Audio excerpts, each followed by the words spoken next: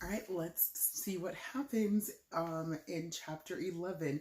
We've got Mrs. Marlowe, the science teacher, getting ready to try an experiment in her class, it seems. So, chapter 11 is questions and answers. In all her years of teaching, 17 in total, Mrs. Marlowe had never walked into a quieter classroom full of students. It was a new experience for her. It was also new for the kids. Dave watched Mrs. Marlowe go to the front of the room and pick up her attendance book.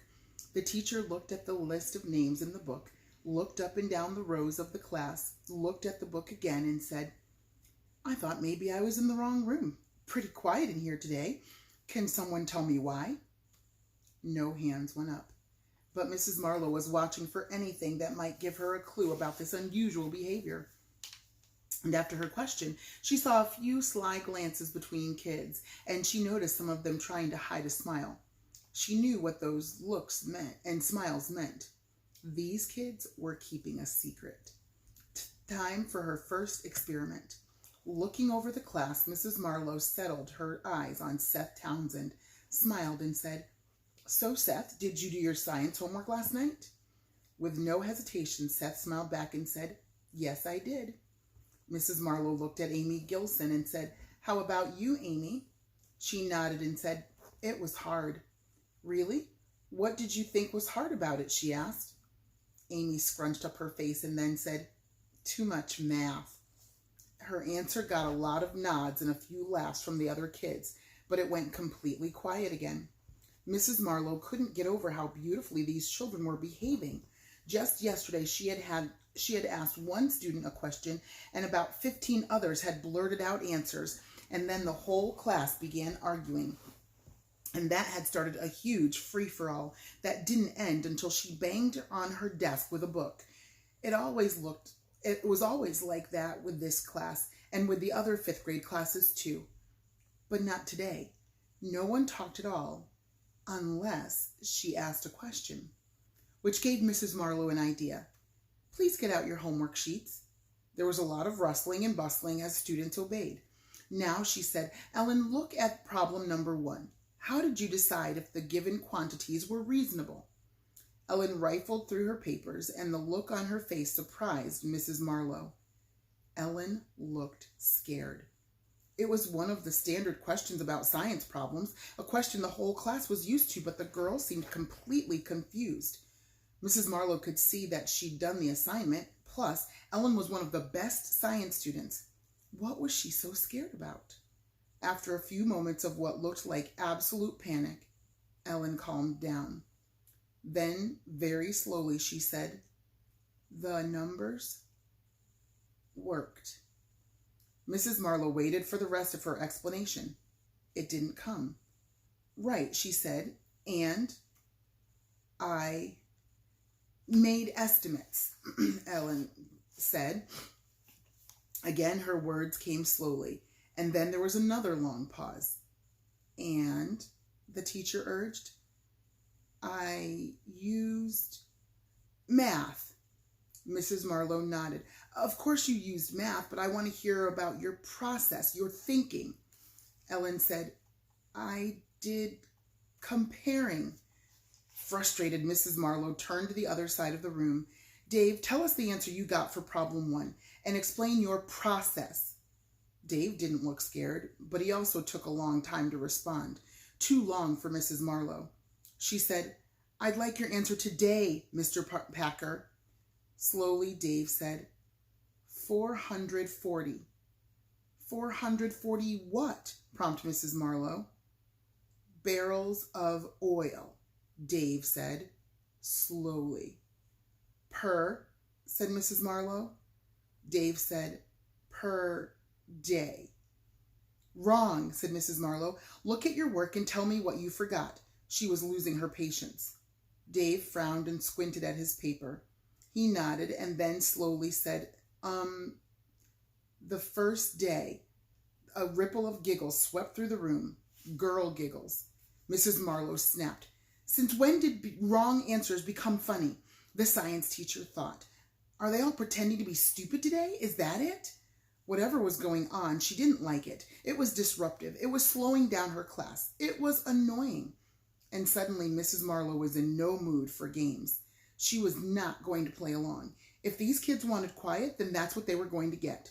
She glared around the room. "Pass in your papers." Everyone obeyed without a word. "Open to chapter 4 and read. The homework is on the board." The next 34 minutes in the science room passed in complete silence, except for the rustle of paper and an occasional cough or sniffle. And sitting at her desk, Mrs. Marlowe had to admit that she enjoyed the quiet, enjoyed not having to fight the battle of the mouth every second with these kids. The unshushables were completely shushed. All right, very weird. But the science teacher wasn't any closer to figuring out why these kids were acting this way. Dave felt something hit his arm and then drop onto his leg. It was a note. He glanced at Mrs. Marlowe. All clear. So he slowly reached down, picked up the note, and unfolded it. "You said, the first day. Counts as a word. So you said 4, and you cost the boys on 1 whole point, loser. Ha ha, Lindsay." Dave knew Lindsay was sitting 2 seats back on his left, and he knew she was waiting for him to turn around so she could give him a sickly, sweet little smile. So he didn't turn around, but he felt the tops of his ears getting pink, and he began thinking of a million things he wished he could say to her, all sorts of clever insults like, "If brains were money, you'd be broke," or "Wow, you can't count to 4," or "I had a pet turtle that—" "Mr. Packer, bring it here." Dave snapped to attention and looked up to see Mrs. Marlowe staring at him, holding out her hand. Putting on his best innocent face, Dave said, "What?" "The note. Here."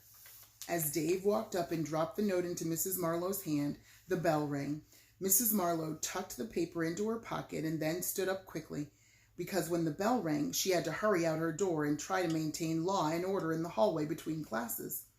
But of course, there was no need for the corridor police.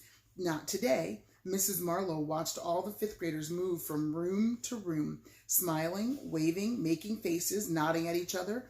There were a few laughs and whistles, and she heard Tyler Renner make a loud snort in the general direction of some girls, but there was no talking. She looked across the hall and caught Mrs. Escobar's eye, and they both smiled and then shrugged at each other. And since there wasn't any patrol work to do, Mrs. Marlowe reached into her pocket and pulled out the captured note. And she read it. For a logical person like Mrs. Marlowe, Lindsay's note to Dave was like the Rosetta Stone, a key that helped her begin to understand what she had seen and heard on the playground and then in her classroom. So, this whole thing was something about counting words. More than 3 words resulted in a penalty, which explained all those short answers from Ellen and Dave. And it was the boys against the girls. Nothing new about that, not with this group. And they were all trying to keep quiet. Mrs. Marlowe remembered the Jinx game from her own school years, when 2 people said the same word at the same time and then had to keep quiet. Maybe it was like that. Except this wasn't 2 people. It was more than 125 of the most talkative children on the planet Earth. As chunks of the puzzle began to fall into place, Mrs. Marlowe immediately thought, "The others are going to love this." She meant the other teachers.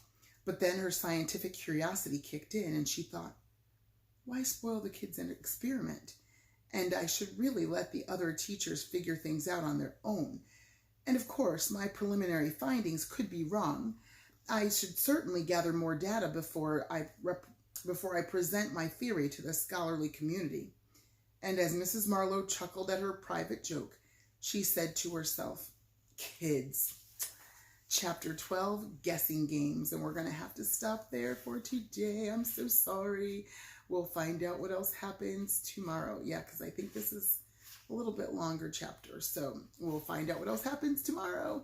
All right, stay tuned. See you soon. Bye.